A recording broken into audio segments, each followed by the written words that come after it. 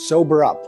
COVID-19 respects no national borders, no social bounds, no political systems, and no cultural values. It hits us just as hard. It levels the world. Facing the pandemic, it is not what happened matters. It is how we respond. For almost a month, it infected thousands in Wuhan in a day, and every hospital bed was occupied. Now, empty beds and closed wards in the city. How did China make it?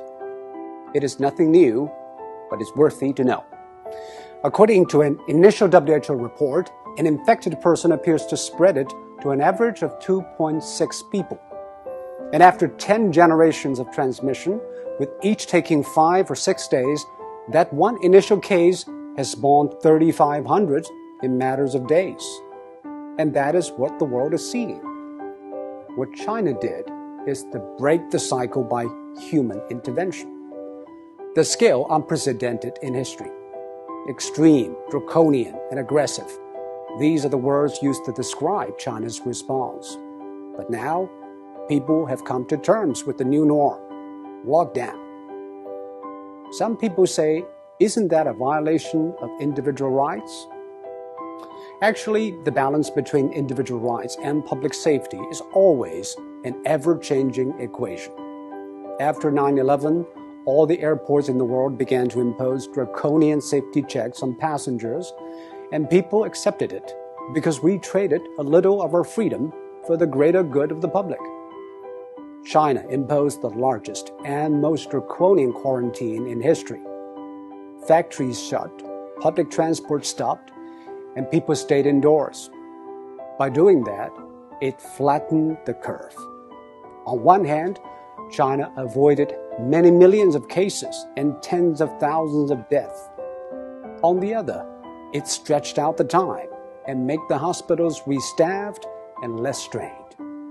This is exactly what Europe and America should know. But public policy needs both ends to agree, the decision makers and the decision takers. Quarantine is indeed extreme and extremely restrictive. It needs the people in lockdown to be honest and cooperative. I think what the people of Wuhan did was exceptional. They had the courage, tenacity, and resilience to stay housebound for days, weeks, and months. Most view the quarantine as a civic duty, and that is why it worked. Public health methods are universal. They either work or they don't. We are all human beings. Our epidemiology is the same, but we have different economies, demographies, and sociologies. Facing a global pandemic, every nation needs a new contract signed between its politicians, businesses, and the public. Desperate times ask desperate measures. This is a desperate time, and we should not put politics ahead of public health, now more than ever. The new coronavirus has been claimed by ideologues. Donald Trump said it justified tighter border control. Bernie Sanders linked it to free health care. While in Singapore, every infection case is followed and dealt with. Bit by bit, every country is testing its methods through trial and error. Some paid a high price, and some set a high bar. We should all move ahead with humility.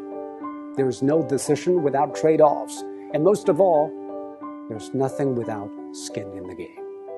And now, the whole world has learned, or is learning, to play.